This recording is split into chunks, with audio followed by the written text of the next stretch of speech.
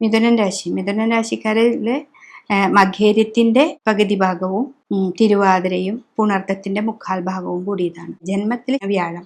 ജന്മവ്യാഴം എന്ന് പറഞ്ഞാല് ഇപ്പോൾ രാശിയിലൊക്കെ പറയുന്നത് ജന്മത്തിൽ വ്യാഴം നിൽക്കുന്നത് അത്ര ഗുണകരമല്ല എന്നാണ് പറയുക. പക്ഷെ ബുധന്റെ ക്ഷേത്രമാണല്ലോ. അപ്പോൾ നിങ്ങൾ വളരെ പാവം ഇതാണ്, എന്തും സൂക്ഷിച്ച് മാത്രമേ ചെയ്യുള്ളൂ, ഭയങ്കര പേടിയുള്ള ആൾക്കാരാണ്, സാമ്പത്തികമായിട്ടുള്ള തിരിമറികളൊക്കെ ചെയ്യുമ്പോൾ വളരെ സൂക്ഷിച്ചാണ് ചെയ്യുക. അപ്പോൾ ജന്മത്തിൽ വ്യാഴം നിൽക്കുമ്പോൾ അതുപോലെ എന്തെങ്കിലും ഒരു കാര്യത്തിന് പുറത്തേക്ക് പോകണം, നമുക്ക് പൈസ കെട്ടണം എന്നൊക്കെ പറയുമ്പോൾ നമ്മൾ ഭഗവാനെ നന്നായിട്ട് പ്രാർത്ഥിക്കുക, ദേവിയോട് പറഞ്ഞ് ദേവിയുടെ കാൽപാദത്തിൽ നമ്മളതൊക്കെ അർപ്പിച്ച് അതൊക്കെ ചെയ്യുക. അല്ലാതെ നമ്മുടെ പേടി കാരണം പോവാതിരിക്കരുത്.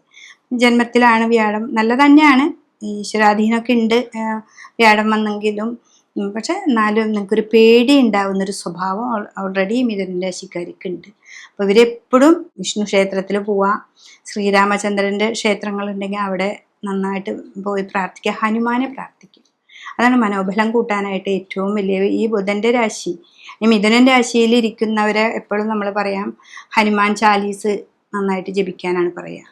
നിങ്ങളൊരു വർഷം എന്നും ഹനുമാൻ ചാലീസൊക്കെ ജപിച്ച് കഴിഞ്ഞാൽ മനോബലം കൂടും. അപ്പോൾ അത് ചെയ്യുക. പിന്നെ ബുധൻ്റെ രാശി ആയതുകൊണ്ട് ഗണപതി, ദേവി അതിനെയൊക്കെ നന്നായിട്ട് ആരാധിച്ചാൽ ഏറ്റവും നന്നായിട്ടുള്ള ഒരു ഫലം കിട്ടുന്നതാണ്.